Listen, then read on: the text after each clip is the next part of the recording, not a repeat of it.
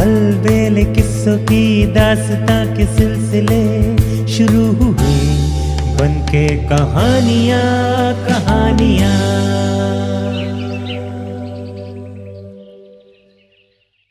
आइए सुनते हैं आज की कहानी, झूठी कहानी। एक बार एक राजा के दरबार में बताया गया कि नगर में एक मजेदार कहानीकार रहता है। वो कहानियों का ऐसा ताज बांधता है कि सुबह से शाम हो जाती है और उसकी कहानियों का अंत नहीं होता। बस राजा ने उस कहानीकार को बुलवाया और कहा, हमने सुना है कि तुम देश के सबसे बड़े कहानीकार हो।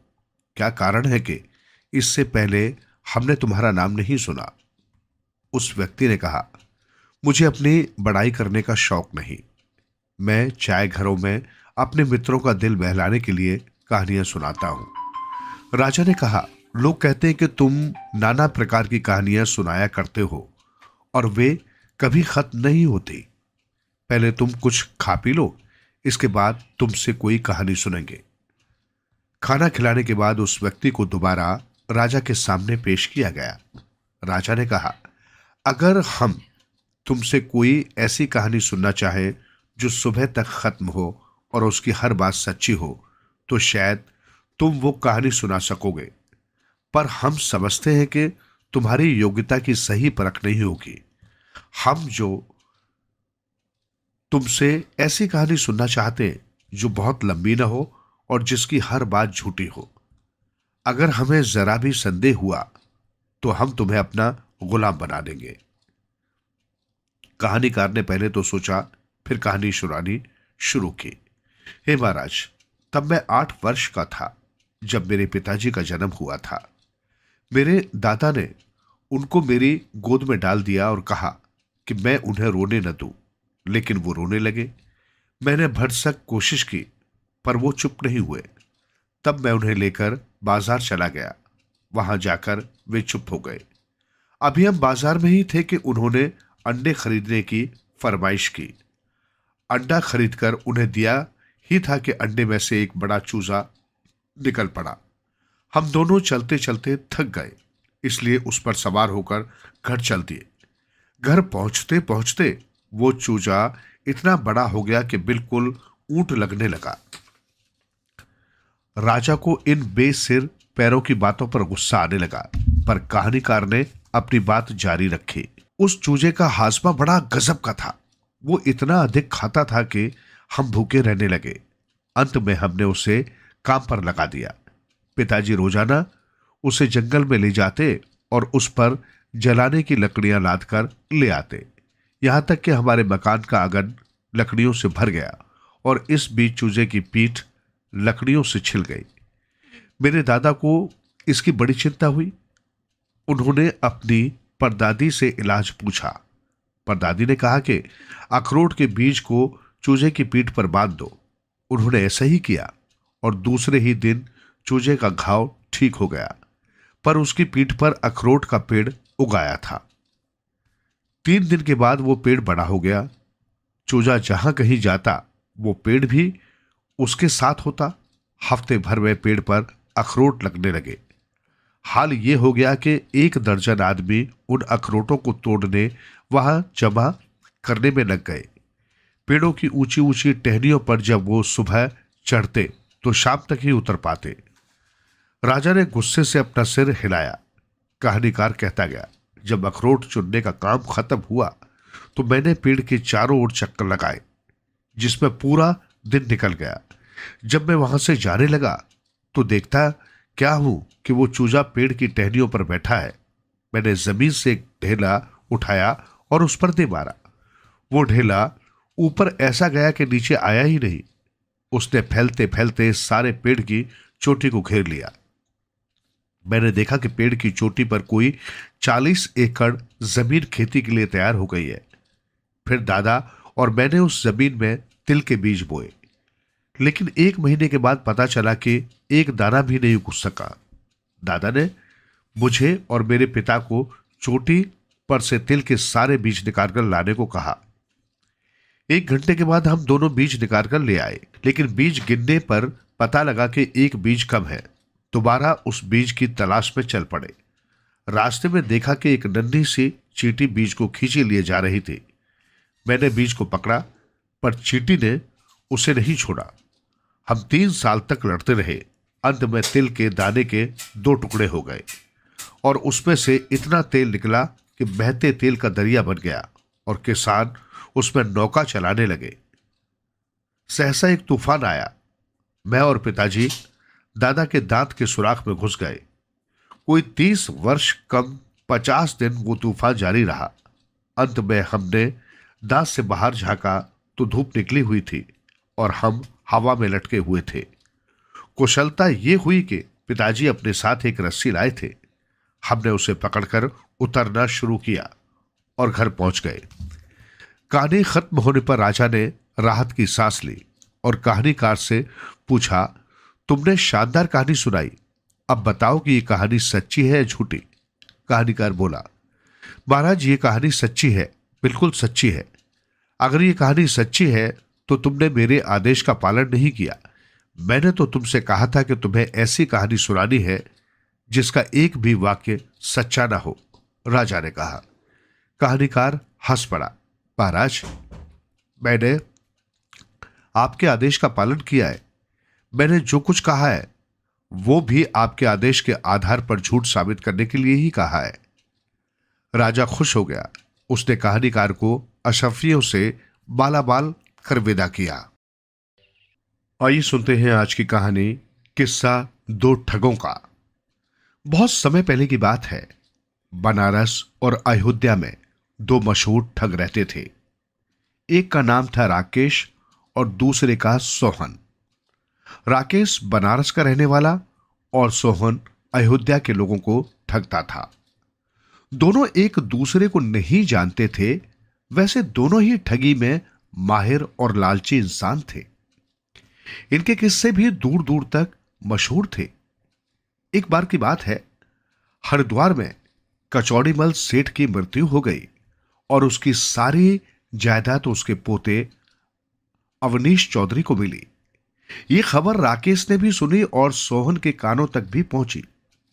दोनों ने अपना अपना सामान बांधा और निकल पड़े हरिद्वार अवनीश चौधरी को ठगने।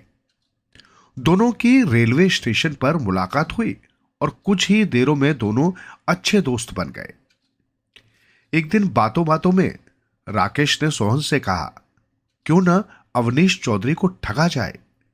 राकेश, जो खुद भी इसी काम के लिए आया था, झट से मान गया। फिर क्या था, दोनों ने उसी रात ठगी का उपाय सोचना शुरू कर दिया। दोनों के बीच यह तय हुआ कि जो पैसा मिलेगा उसे आपस में बांट लेंगे। अगले दिन राकेश निकल पड़ा अपने मिशन पर और भेष बदलकर पहुंच गया अवनीश चौधरी के पास। वहां जाकर बोला, बेटा, तुम्हारे दादाजी ने एक बार मुझसे व्यापार के लिए 1 लाख रुपए उधार लिए थे और वही रुपए आज मैं तुमसे लेने आया हूं। इस पर अवनीश ने कहा, मैं तुम्हारी बात पर कैसे विश्वास करूं। यह सुनकर राकेश झट से बोला, तो चलो अपने दादा की समाधि के पास, उन्हीं से पूछ लेना। वहां पहुंचकर राकेश ने समाधि से यह सवाल किया तो पीछे से आवाज आई, हां बेटा, ये आदमी सच बोल रहा है। इसके रुपए लौटा दो, वरना मेरी आत्मा को कभी शांति नहीं मिलेगी। यह आवाज भी समाधि के पीछे छिपकर बैठे सोहन की थी। समाधि को बोलते देख अवनीश चौधरी घबरा गया और फौरन घर आकर राकेश को 1 लाख रुपए दे दिए। इतने सारे रुपए देख राकेश को लालच आ गया। उसने सोचा, सारी मेहनत तो मैंने की है, तो फिर आधा हिस्सा सोहन को क्यों दूं? बैठा रहने दो सोहन को वहीं समाधि के पीछे। ये सोचकर राकेश चुपचाप बनारस वापस आ गया। घर पहुंचकर राकेश ने सारा रुपया चूल्हे के नीचे दबा दिया और अपनी पत्नी रानी से बोला, अगर कोई अनजान व्यक्ति मुझसे मिलने आए तो कह देना कि मैं मर गया। उसके बाद वो घने जंगल में एक अंधेरे कुएं में जाकर छिप गया। उसकी पत्नी रानी रोज सुबह शाम उसे खाना देने आती।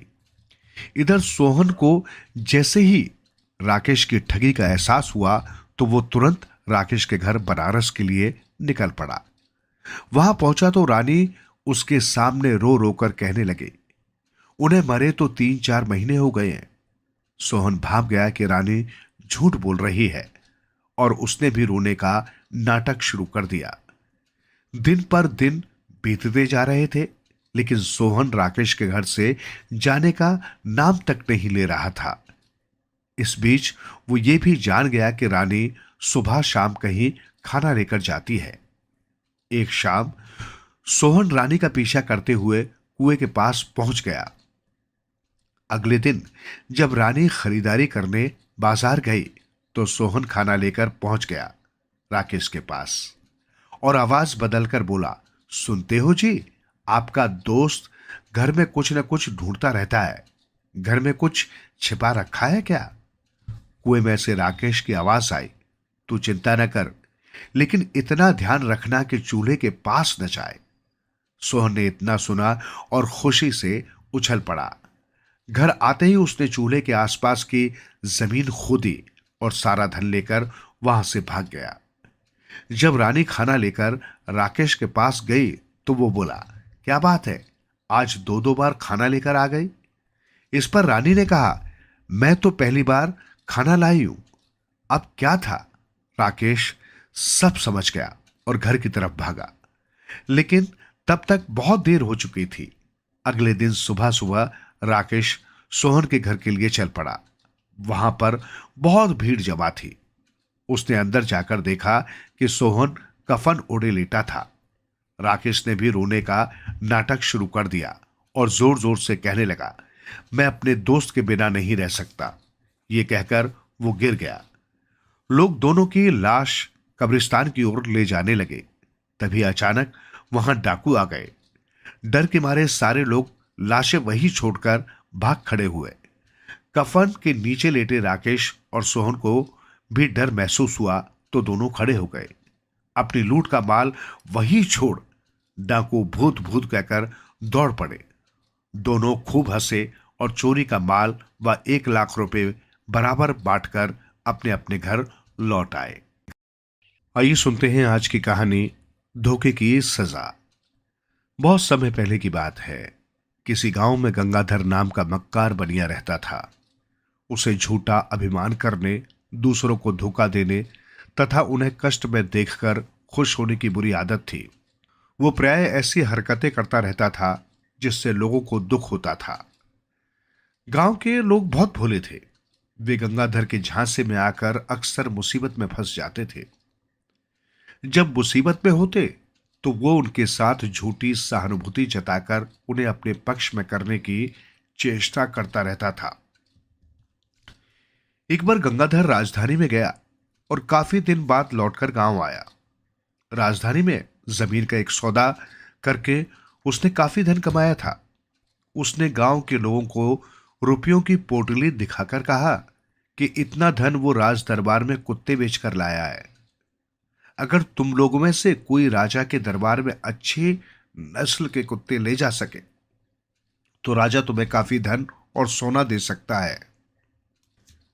गंगाधर की इस बात को कुछ लोगों ने तो नहीं माना, लेकिन अधिकांश लोगों के मन में धन कमाने की लालसा जाग गई। दीनू नाम के गरीब किसान ने तो ये निश्चय कर लिया कि वो इधर उधर से अच्छी नस्ल के कुत्ते ले जाकर दरबार में अवश्य बेचेगा और अपनी गरीबी दूर करने का प्रयास करेगा। किंतु समस्या ये थी कि दीनू के पास इतना भी धन नहीं था कि वो 20-25 कुत्ते खरीद सके। कुत्तों के जरिए धन कमाने की बात जब दीनू ने अपनी घरवाली को बताई तो उसने सुझाया कि उन्हें अपने खेत के बैलों की जोड़ी को बेचकर कुत्ते खरीद लेने चाहिए। दीनू ने ऐसा ही किया। उसने अपने बैलों की जोड़ी, जिसकी परवरिश भी वो मुश्किल से कर पा रहा था, बेच दी और उससे जो पैसे मिले उससे 25 कुत्ते खरीदकर उन्हें बेचने के लिए राज दरबार की ओर चल पड़ा। राजा के दरबारों ने दीनू को राजमहल के रास्ते में ही रोक लिया। उसे बताया कि यहां कुत्ते नहीं खरीदे जाएंगे। दीनू को ये जानकर घोर निराशा हुई।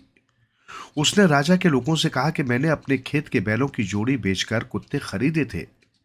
अगर मेरे कुत्ते नहीं बिके तो मैं बर्बाद हो जाऊंगा। परंतु उसकी मजबूरी पर किसी ने ध्यान नहीं दिया। इस पर दीनू ने अपने कुत्तों को महल के सामने एक पेड़ के नीचे खड़ा कर दिया तथा स्वयं जोर जोर से रोने लगा। शाम तक किसी ने उस पर ध्यान नहीं दिया। संयोग से शाम के समय राजा छत पर घूमने निकला तो उसने दीनू को रोते देख लिया और उसे महल में बुला भेजा। दीनू ने रोते हुए कहा, महाराज, रूपगढ़ गांव के बनिए गंगाधर ने मुझसे कहा था कि आप मेरे कुत्तों को खरीदकर काफी धन तथा सोना देंगे। अतः मैंने अपने बैलों की जोड़ी बेचकर कुत्ते खरीद लिए और आपके दरबार तक ले आया। राजा चतुर और दयालु था।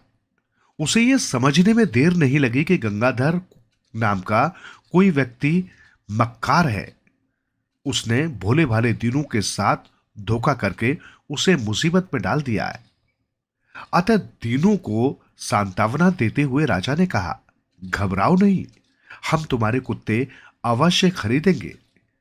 राजा ने दीनू के सभी कुत्ते खरीदकर उसे ढेर सारा धन और सोना दिला दिया। दीनू खुश होता हुआ गांव लौट आया और सबसे पहले उसने गंगाधर को ही इसकी सूचना दी। बोला, भाई जी, आपने मुझ पर बहुत बड़ा उपकार किया है कि मुझे कुत्ते बेचकर धन कमाने की युक्ति बताई। देखो, राजा ने मुझे कितना सारा धन और सोना दिया है। दीनू के पास इतना धन और सोना देखकर गंगाधर के पांव तले से जमीन खिसक गई। उसने सोचा, मैंने तो इसे धोखा देने और बेवकूफ बनाने के लिए ऐसा कहा था। ये तो कुत्ते बेचकर सचमुच खुशहाल हो गया।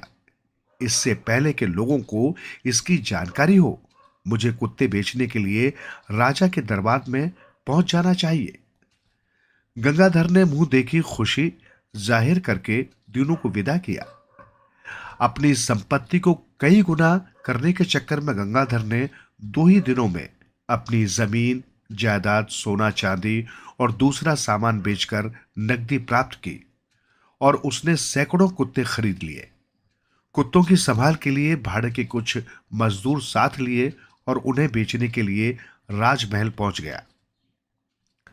दरबारों ने उसे भी राजमहल के द्वार पर ही रोक दिया और बताया कि यहां कुत्ते नहीं खरीदे जाएंगे। गंगाधर विशेष रूप से उत्साहित तो था ही। कुत्ते न खरीदने की बात और अंदर जाने से रोकने के मसले को लेकर वो दरबारों पर चीखने चिल्लाने लगा। उसने कई राहगीरों को भी इकट्ठा कर लिया। भीड़ देखकर कुत्ते भी भौंकने लगे। राजमहल के सामने भारी शोरगुल होने लगा। अतः राजा भी छत पर आ गया।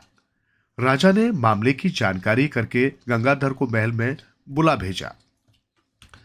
गंगाधर ने प्रार्थना की, महाराज, मैं आपकी सेवा में खरीद हेतु विभिन्न प्रकार के सैकड़ों कुत्ते लाया हूं। राजा ने कहा, ठीक है, लेकिन अपनी जरूरत के कुत्ते तो हम पहले ही खरीद चुके हैं, इसलिए अब तुम इन्हें वापस ले जा सकते हो। गंगाधर राजा के सामने बहुत गिड़गिड़ाया, परंतु उसकी मंशा पहचान कर राजा ने एक न सुनी। मजबूरन उसे कुत्तों के साथ मुंह लटकाकर उल्टे पांव लौटना पड़ा। अपनी मजदूरी नहीं मिलने के कारण उसके साथी भी कुत्तों को छोड़कर भाग गए। उसके कुत्ते भी रास्ते में जंगलों में भाग छूटे। गंगाधर का धन कमाने का सपना टूटकर बिखर गया। रास्ते में अकेले चलते हुए उसने सोचा, अपने धन को कई गुना करने की फिराक में मेरा अपना धन भी गया। दूसरों के साथ धोखा करने के कारण मुझे ये सजा मिली है। मुझे लोगों की भावनाओं के साथ खिलवाड़ करना बंद करके अपने स्वभाव में परिवर्तन लाना चाहिए। उसने संकल्प लिया कि भविष्य में वो किसी को परेशान नहीं करेगा और लोगों के साथ अच्छा व्यवहार करेगा। आइए सुनते हैं आज की कहानी, उजाला फैल गया। बहुत दिनों की बात है, जब पृथ्वी का निर्माण हुए ज्यादा वक्त नहीं बीता था। उन दिनों यहाँ की सभी वस्तुएं सुप्त अवस्था में थी। तब न तो सूर्य का प्रकाश ही इतना तीव्र था और न चांद तारे ही रोशनी देते थे। सारे संसार पर बहुत हल्की सी रोशनी छाई रहती थी। इसी कारण इस पृथ्वी पर इतनी सीलन और ठंड थी कि हर प्राणी बड़ी मुश्किल से जीवन यापन कर रहा था। धरती के सारे जीव बहुत दुखी थे और अंधेरे तथा ठंड से परेशान हो चुके थे। उस समय पृथ्वी पर एक कौवा भी रहता था। वो अंधेरे की वजह से बहुत दुखी रहता था और कहीं भी आ जा नहीं सकता था। उसका मन चाहता था कि चारों तरफ खूब तेज प्रकाश हो, वो दूर दूर तक उड़ान भरा करे, पर बेचारा लाचार था। प्रकाश तो वहां कहीं भी नहीं था। वो जानता था कि उसकी बहन मुर्गाबी के पास एक छोटा सा बक्सा है। उसने सारा प्रकाश उसी छोटे से बक्से में बंद कर रखा है। वो उसकी बड़ी सावधानी के साथ देखभाल किया करती थी। एक क्षण के लिए भी उसे अकेला छोड़कर कहीं नहीं जाती थी। यही नहीं, वो उसे अपने पंखों में इस तरह छिपाए रखती थी कि उसे कोई देख भी नहीं सकता था। मुर्गाबी को हर पल हर क्षण अपने उस छोटे से बक्से की चिंता लगी रहती थी। कौवे ने कई बार उससे बक्सा दिखलाने को कहा, पर उसने हर बार कोई न कोई बहाना करके उसकी बात को टाल दिया था। कौवे को जब इतने अंधेरे में रहना असहाय महसूस होने लगा तो उसने एक दिन धोखे से बक्सा लेने का फैसला किया। वो कई दिनों तक मुर्गाबी से बक्सा लेने की तरकीब सोचता रहा, लेकिन खूब सोचने के बाद भी उसके दिमाग में कोई तरकीब न आई। इसके बावजूद एक दिन शाम को अचानक ही वो उसके घर जा पहुंचा। मुर्गाबी आराम से एक तालाब के किनारे बैठी ठंडी हवा का मजा ले रही थी। कौवे को अचानक ही आया देखकर उसे कुछ अचरज तो अवश्य हुआ, पर उसने किसी तरह का अचरज जाहिर न करते हुए पूछा, कहो भैया, आज इधर की राह कैसे भूल गए? कौवा उसके निकट बैठ गया और बड़े ही मीठे स्वर में बोला, मुर्गाबी बहन, बहुत दिनों से तुम्हारे दर्शन करने की सोच रहा था, पर सोचता था कि मेरे आने से तुम्हारे आराम में बाधा पड़ेगी, इसलिए आने की हिम्मत नहीं होती थी। पर आज जब मन नहीं माना तो तुम्हारे दर्शन करने आ ही गया। कहो, तुम कुशल से तो हो ना? ऐसी चापलूसी भरी बातें सुनकर मुर्गाबी की छाती गर्व से फूल गई। उसने कहा, हाँ हाँ भैया, बिल्कुल ठीक हूं। मैं भी दरअसल तुम्हारे बारे में ही सोच रही थी कि इतने दिन गुजर गए, मेरा भाई मुझसे मिलने क्यों नहीं आया। खैर, पहले तुम आराम से बैठकर भोजन करो। मुर्गाबी ने बड़े अपनेपन से उसे भोजन कराया। भोजन करने के बाद कौवा बोला, आज तो मैं स्वाद स्वाद में इतना खाना खा गया कि ठीक से बैठा भी नहीं जा रहा। चलो थोड़ी दूर चलकर घूम ही आए, इससे खाना भी हजम हो जाएगा और सैर भी हो जाएगी। मुर्गाबी ने घूमना स्वीकार कर लिया। कौवा उसे लेकर जंगल में ऐसी जगह की तरफ चला जहां बहुत से कांटे बिखरे हुए थे और बहुत ज्यादा अंधेरा भी था। दरअसल प्रकाश देखने की उसके मन में एकाएक ही एक तरकीब आ गई थी। उसने सोचा था कि गहरे अंधेरे में जाकर वो पांव में कांटा चुभने का बहाना करेगा, फिर उसे निकालने के बहाने मुर्गाबी से प्रकाश दिखाने की प्रार्थना करेगा। परंतु हुआ इसका उल्टा ही। वे दोनों जब जंगल में घूम रहे थे तो अचानक ही एक कांटा मुर्गाबी के पांव में घुस गया। मुर्गाबी ने दर्द से चिल्लाकर कहा, ओह मैं मरी, कौवा भैया मेरी सहायता करो। कौवे ने पूछा, मुर्गाबी बहन क्या हुआ, तुम इस तरह चिल्ला क्यों रही हो? दर्द से तड़पते हुए मुर्गाबी ने कहा, मेरे पांव में कांटा चुभ गया है, मैं दर्द के मारे मरी जा रही हूं, मेरी मदद करो भैया। कौवे के दिमाग में तुरंत ये बात आ गई कि प्रकाश देखने का ये अच्छा अवसर है। अगले ही क्षण दुख प्रकट करते हुए उसने कहा, कांटे से तो तुम्हें वास्तव में ही बहुत दर्द हो रहा होगा, दिखाओ कहाँ लगा है कांटा, मैं उसे अभी निकाल देता हूं। मुर्गाबी ने कौवे को कांटा दिखाया, पर वहां इतना अंधेरा था कि उसे वो दिखाई ही नहीं दिया। थोड़ा बहुत दिख भी रहा था, मगर कौवे ने जानबूझकर कहा, अरे मुर्गाबी बहन, मुझे कांटा दिखाई नहीं दे रहा, तुम अपना बक्सा खोलकर थोड़ी रोशनी करो ताकि उसके प्रकाश में मैं कांटा निकाल सकूं। दूसरा कोई रास्ता नहीं था, इसलिए मुर्गावी ने अपना बक्सा निकाला और धीरे से उसका थोड़ा सा ढक्कन खोल दिया। परंतु वो प्रकाश इतना थोड़ा था कि कौआ उसमें भी कांटा नहीं देख सका। दरअसल देख तो उसे सब कुछ रहा था, परंतु इस बार भी उसने बहाना किया। उसने कहा, प्रकाश और ज्यादा करो, अभी तो मुझे कांटा बिल्कुल भी दिखाई नहीं दे रहा है। कहते हुए चालाकी से उसने मुर्गावी के पांव में कांटा और अंदर घुसा दिया। अब तो मुर्गावी और तीव्रता से चीख उठी, ये कांटा जल्दी बाहर निकालो, मेरी तो दर्द के मारे जाने निकली जा रही है। परंतु कौआ टस से मस नहीं हुआ। उसने कहा, अगर तुम्हें कांटा निकलवाना है तो इस बक्से का ढक्कन और ज्यादा खोलना पड़ेगा। ढक्कन खुलने पर ही यहाँ प्रकाश फैलेगा और तभी मैं आसानी से कांटा निकाल पाऊंगा। इस बार उसने कांटे को थोड़ा और अंदर घुसा दिया। अंत में बेबस होकर मुर्गावी ने पूरी तरह अपने बक्से का ढक्कन खोल दिया। ढक्कन खुलते ही चारों तरफ तीव्र प्रकाश फैल गया। तब कौए ने बड़ी सरलता से मुर्गावी के पांव का कांटा निकाल दिया। कांटा निकालने के बाद मुर्गावी ने सारे प्रकाश को फिर अपने बक्से में बंद करना चाहा, परंतु प्रकाश इतना फैल गया था कि वो फिर से उसे बंद नहीं कर सकी। इस प्रकाश को देखते ही कौआ बहुत प्रसन्न हुआ और बोला, अब इस प्रकाश को समेटना बहुत कठिन है मुर्गावी बहन, अब ये पूरे संसार में फैल चुका है। तुम भी अब इसका लालच छोड़ दो और पूरे संसार को इसका आनंद लेने दो। इस प्रकार पूरे संसार में प्रकाश फैल गया। आइए सुनते हैं आज की कहानी सलीका। एक किसान था, उसके खेत में अनाज नहीं हुआ था। राजा को कर देने के लिए उसके पास पैसा नहीं था। उसने सोचा कि राजा से मिलकर प्रार्थना करनी चाहिए ताकि वे कर माफ कर दें। वो राजा से मिलने गया। राजा ने पूछा, क्या चाहते हो, मेरे पास किस लिए आए हो? बहुत ही विनम्रता पूर्वक किसान बोला, महाराज मैं विधवा हो गया हूं। राजा जोर से हंस पड़ा, पूछा, तुम विधवा हो गए हो, इसका क्या मतलब?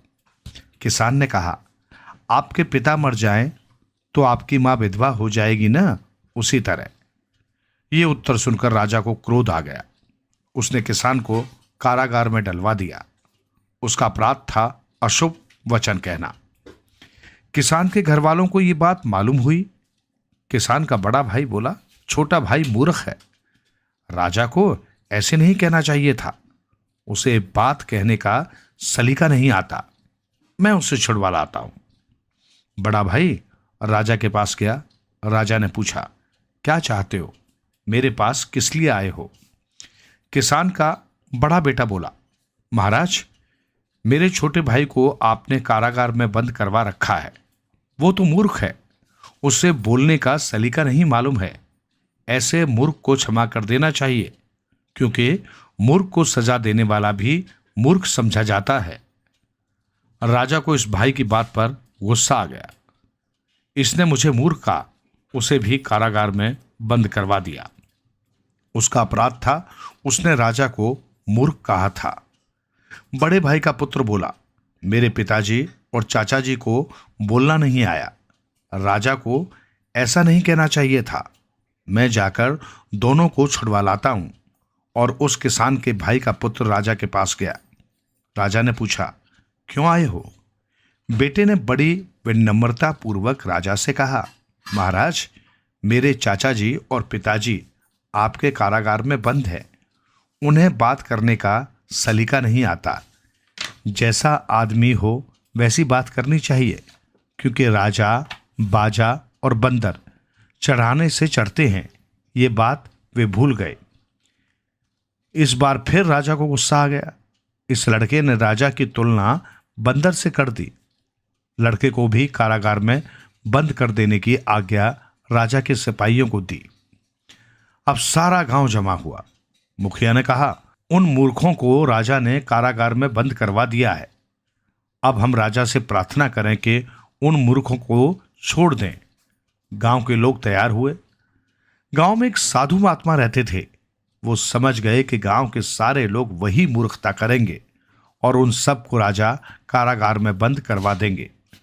साधु महात्मा ने गांव वालों को समझाया कि आप राजा के पास न जाएं। मैं राजा को समझाकर सबको छुड़वा लाता हूं। कहीं ऐसा ना हो कि आप सभी लोग कारागार में बंद हो जाएं। और साधु महात्मा राजा के पास गए। राजा ने पूछा, कैसे पधारे महाराज? साधु ने कहा, महाराज, हमारे गांव के 3 किसान आपके कारागार में बंद है। ऐसी मूर्खता करने वालों को मौत की सजा दी गई होती तो भी कम समझी जाती। लेकिन राजा प्रजा का पालक माना जाता है।